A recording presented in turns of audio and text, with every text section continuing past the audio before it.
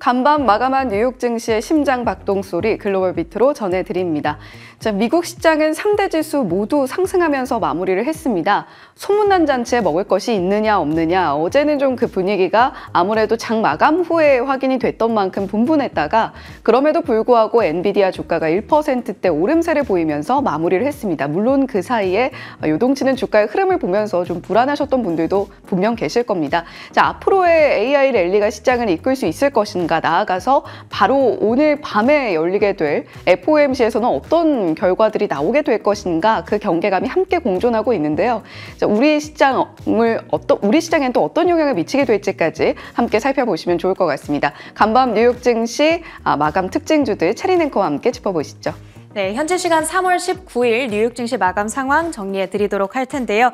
자, 시장은 오늘 FOMC 결과를 대기하면서 그래도 상승한 채 거래를 마치는 모습이었죠.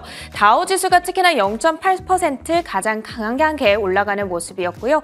나스닥 지수와 S&P 500 지수는 0.5% 내외의 강세권에서 거래를 마치는 모습이었습니다. 자, 오늘 상승의 첫 번째 재료로 작용했던 요인은 바로 미국의 국채 금리였습니다. 장단기 금리가 전반적인 하락세를 보였던 가운데 10년물 금리가 4bp가량 떨어졌다는 점 특징적이었는데요. 그러다 보니까 금리가 장중에 내내 낙폭을 키워나가고, 그런 반면에 지수는 상승 탄력을 지속적으로 확대해 나가는 모습이었습니다. 자, 섹터별 흐름도 확인해 보겠습니다. 11개 섹터 가운데 9개 섹터가 오늘은 상승을 해줬습니다. 가장 강했던 것은 에너지, 그리고 임의소비재, 산업주, 유틸리티까지 경기 방어적인 성격을 띠는 섹터들이 오늘은 상승률 상위 종목에 올라와 있습니다. 자, 반대로 가장 언더퍼폼했던 섹터는 커뮤니케이션이 되겠는데요. 알파벳과 메타가 전일 상승했던 후에 오늘은 쉬어가면서 섹터의 하방 압력을 가하는 모습이었습니다. 자, 기술주의 경우에는 엔비디아가 장중에는 2% 가까운 플러스권을 나타내기도 했었는데요. 장 막판에는 상승분을 조금 반납하면서 기술주는 중위권 정도에 올라와 있는 오늘장이고요. 자, 구체적인 종목별 흐름 어땠는지 히트맵을 통해서 더 자세하게 확인해 보도록 하겠습니다.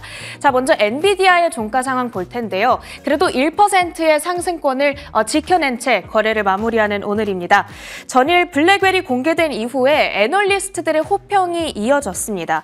웰스파고 측에서는 목표가를 $840에서 $970로 높여 잡았고요. 지금보다 10% 정도의 업사이드를 시사하는 것이고, 또 골드만삭스에서도 목표가를 $850에서 $1000 수준까지 높여 잡았습니다. 13% 정도의 업사이드가 되겠는데, 이제 어제의 쇼케이스를 통해서 단순히 엔비디아는 GPU 혹은 칩 단계에서 뿐만이 아니라 데이터 센터 전체 스케일에서 혁신을 이뤄내는 기업이구나 라는 점이 증명됐다. 이런 부분이 기대감을 받아가고 있습니다.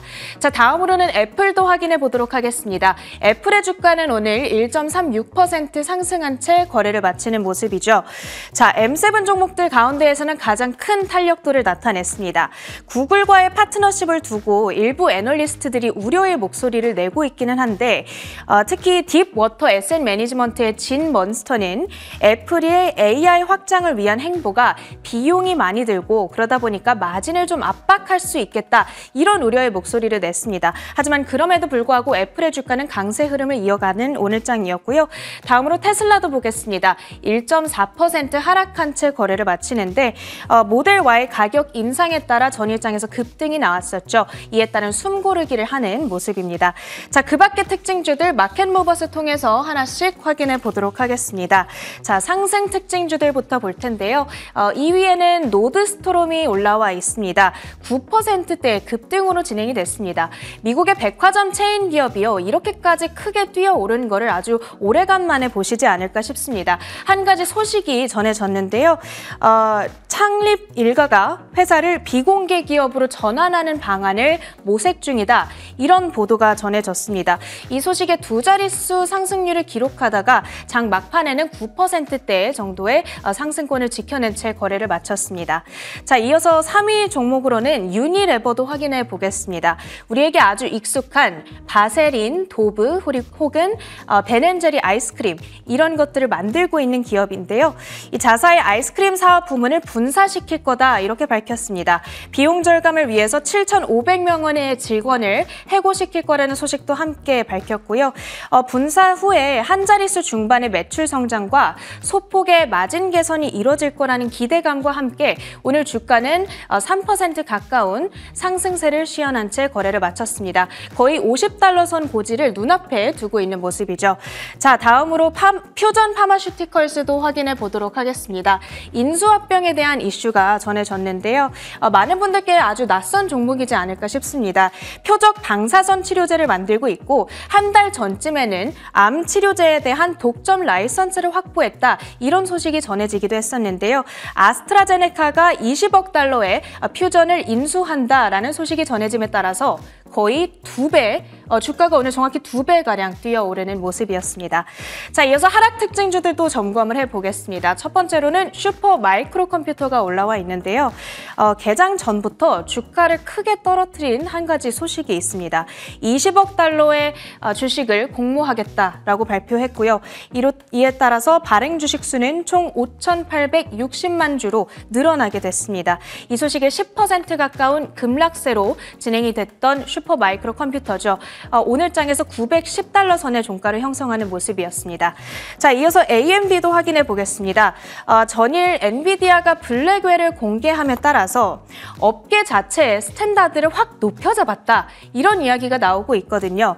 특히 대규모 언어 모델의 훈련 과정에서 전력 소비량을 무려 75%나 절감시키는 이런 혁신 기술을 공개했다는 점이 주목을 받고 있는데 이로 인해서 업계 내 경쟁 심화에 대한 우려가 조금은 생겨나고 있습니다. 그 우려감을 오늘 장에서는 AMD가 가장 강하게 받아가는 모습이었죠. 주가는 5% 가까이 하락하면서 181달러 수준의 종가를 형성하고 있습니다. 자, 이어서 마이크로 스트래티지도 확인해 보도록 하겠습니다. 오늘 가상화폐 관련주들이 동반 하락세를 나타내기도 했는데요. 비트코인 가격이 장중한 때 63,000달러 아래를 찍기도 했습니다. 일주일 만에 10,000달러가량 가격이 떨어진 건데요.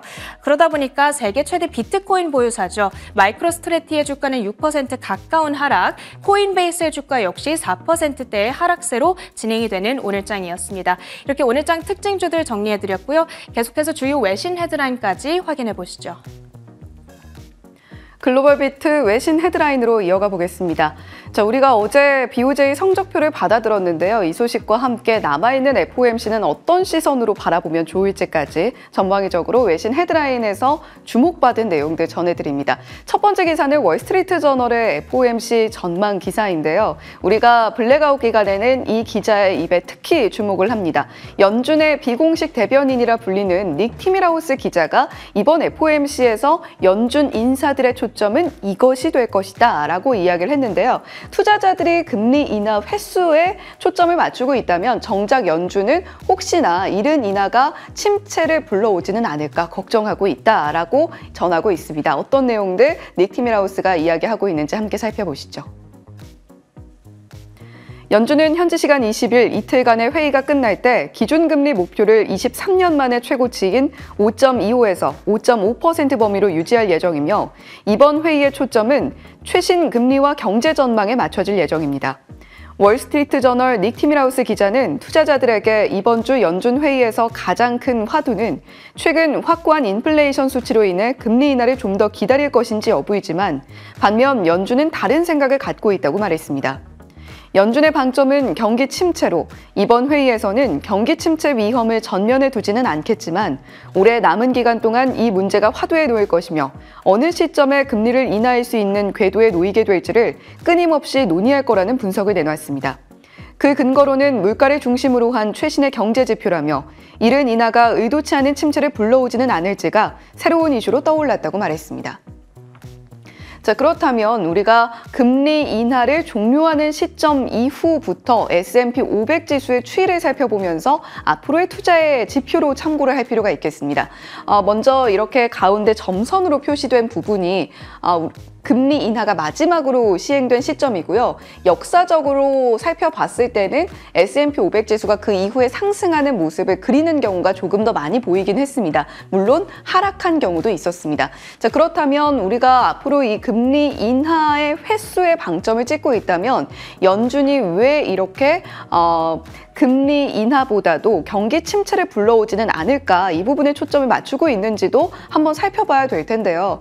최근에 이 곡선을 보시면 신용카드 연체율이 상당히 늘어나고 있다는 것을 볼 수가 있습니다. 자, 이렇게 미국이 물론 계속해서 소비로 지탱이 되고 있는 만큼 신용카드 연체를 통해서도 소비가 이루어지고 있다고 한다면 경기 지표가 당연히 나쁘지 않게 나올 텐데, 정작 그 내부를 꼼꼼하게 들여다본다면 부채 위험이 증가하고 있다는 이야기죠. 견조하지 못한 소비라는 반증이 될 수도 있고, 또 경제를 또 한번 위기로 몰아넣을 수 있는 뇌관이 될 수 있다는 반증이기도 합니다. 이런 부분에 초점을 맞춘다면 침체를 두고 계속해서 저울질을 할 수밖에 없는 연준의 고심이 깊어질 수밖에 없다라는 티밀하우스 기자의 이야기인데요. FOMC에서 파월 의장은 어떤 이야기를 내놓을지 계속해서 주시해 보시면 좋겠고, 저희 글로벌 식스에서도 꼼꼼하게 전해드릴 수 있도록 하겠습니다.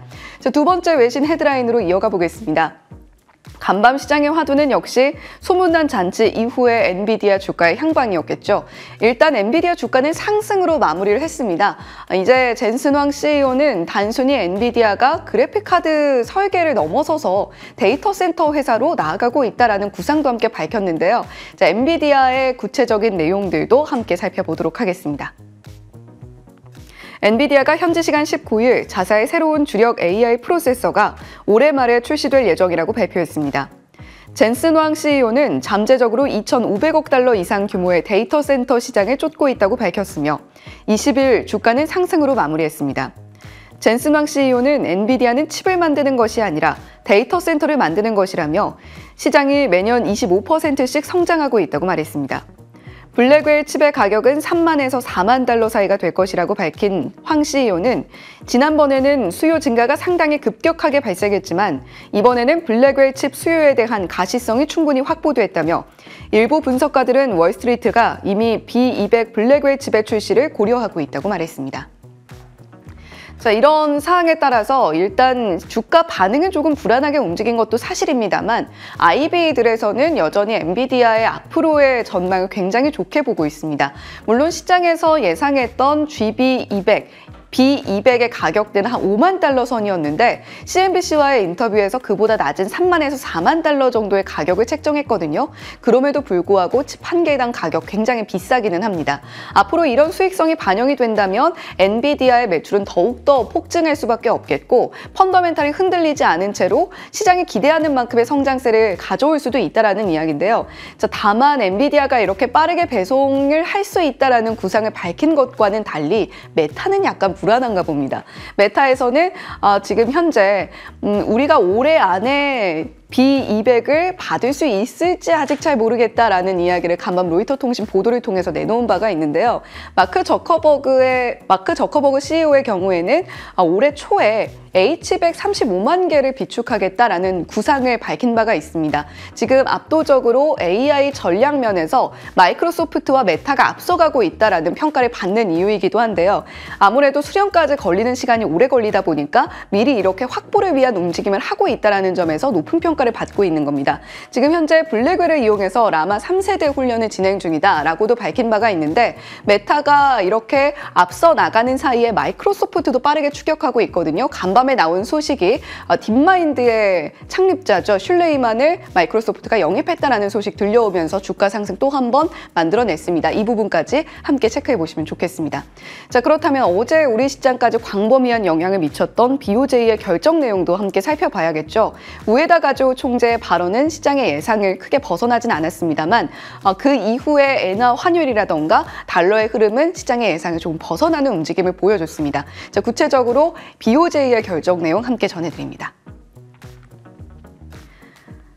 화요일 이틀간 열린 회의를 마친 성명에 따르면 일본은행은 7대2로 새로운 정책금리 범위를 단기금리 마이너스 0.1%에서 0에서 0.1%로 변경하기로 결정했습니다.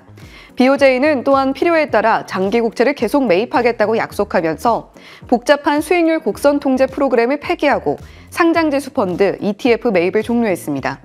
우에다 가조 총재는 기자회견에서 지속 가능한 2% 인플레이션 목표 달성에 가시권에 이르렀다고 판단했다고 밝혔습니다.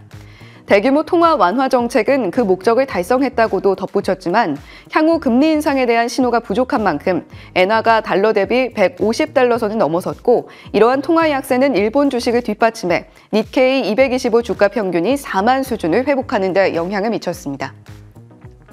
자, 일본은 17년간 장장 이어오던 이러한 정책을 폐기하는 결정을 내렸습니다. 일단 마이너스 금리 자체가 이제는 양의 수준으로 돌아섰다는 데 상당히 큰 의미가 있을 텐데요. 그런데 달러당 외화 환율은 급등하는 모습을 10년물 국채금리 수익률은 안정세를 찾아가는 모습을 보여줬습니다. 물론 달러 인덱스가 한때 치솟는 모습을 보여주긴 했습니다만 간밤에 20년물 입찰이 진행이 됐기 때문인데요. 상당한 호조세로 마무리를 했다라는 점이 이렇게 국채금리 수익률 안정세에 영향을 미쳤다라는 것도 함께 체크해 보시면 좋겠습니다.